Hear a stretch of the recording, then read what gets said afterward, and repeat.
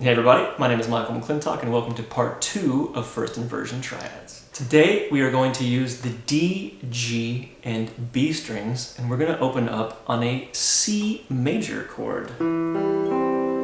So again, a first inversion triad is a third, a fifth, and a root. So I'm going to take that root into consideration because it helps me out, but all we're doing is simply taking a root position triad, which was 1, 3, 5, and putting the root on top, right? Taking the root and moving it to the end of the line. So here we have a C major triad in first inversion, but it is spelled E, G, and C. So I think to myself, well, C, E, G, C, put a C on top, E, G, C. And there you have it. So C is going to move up to D minor, which is going to be F, A, and D. It was DFA, but we're going to take the D and put it on top, DFA, F, A, D. And remember, we're going to always be recycling shapes. So D is minor, and E is minor. They're the same shape. So E was E, G, B. Now it's G, B, and E. E on top. We're going to go from E up to F. F was F, A, C. Now it's going to be A, C, and F. And we've got a major chord, right? It's a major triad. F was major, and F went to G, which was also major. So it's nice and easy to see those two, right? So D was minor, E was minor, F was major, and now G is major. G was G, B, D. Now it's going to be B, D, G on top. That moved up to A minor. A minor was A, C, E. Now it's going to be C, E, and A. That's going to move up to our only diminished chord, B diminished. It was B, D, F. Now it's going to be D, F, and B. And that's going to bring us back home to C major, but an octave up, which is going to be E, G, and C. About 89% of you who watch this channel are not subscribed. When you subscribe, it helps in 3 ways.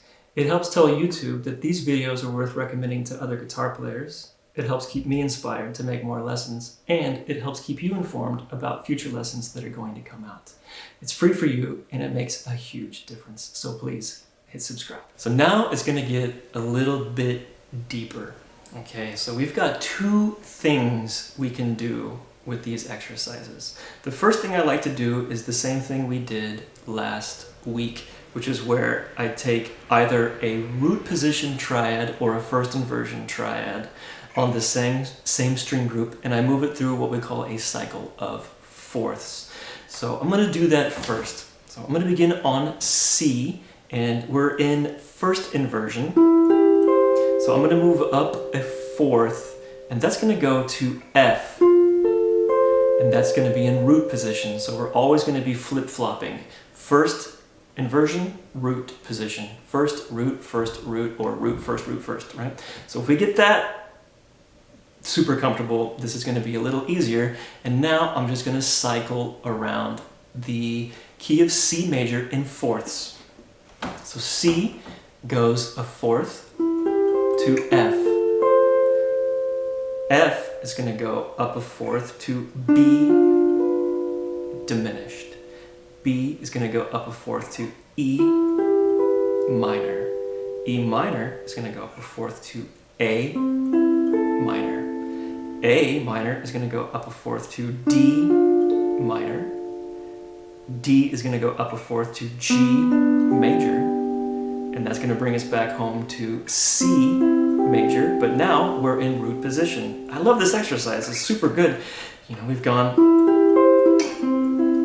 and now we're just going to keep going. So we're going to start on C again. A fourth above C, F. A fourth above F, B diminished. All right, I'm just working through it. B diminished went up a fourth to E minor. E minor went up a fourth to A minor. Went up a fourth to D minor. to G, and now we come back home to C in first inversion.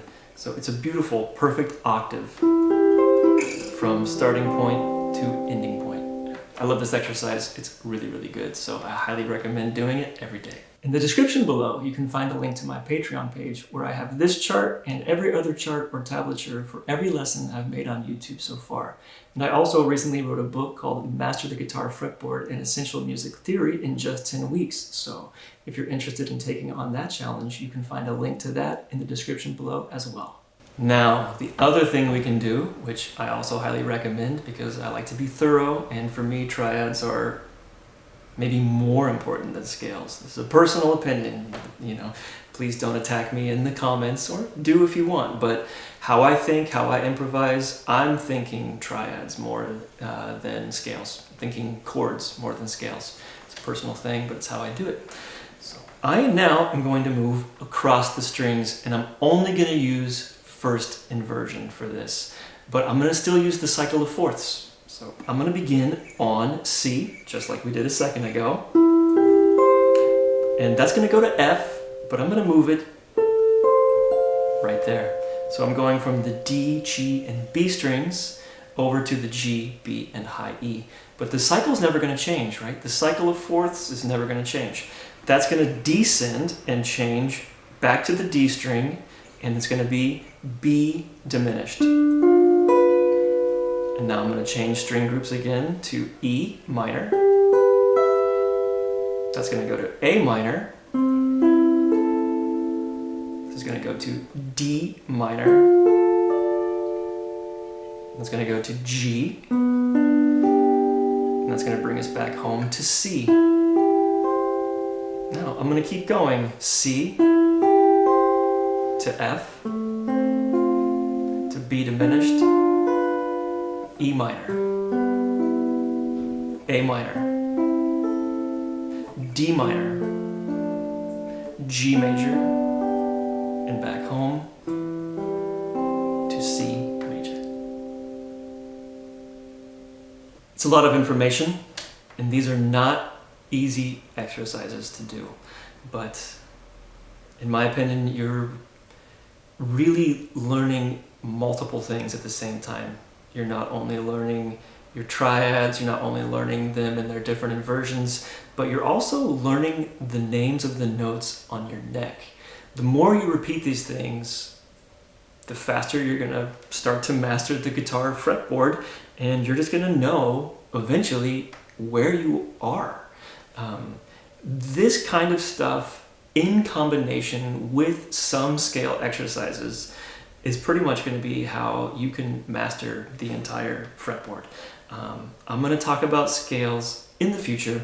There are many of great YouTube videos that talk about scales, but I'm going to give you my 10 cents that ain't worth a dime on that here in a few more months. But for me, I'm a triad guy, and I'm going to take a massive deep dive into triads first before we even talk about scales.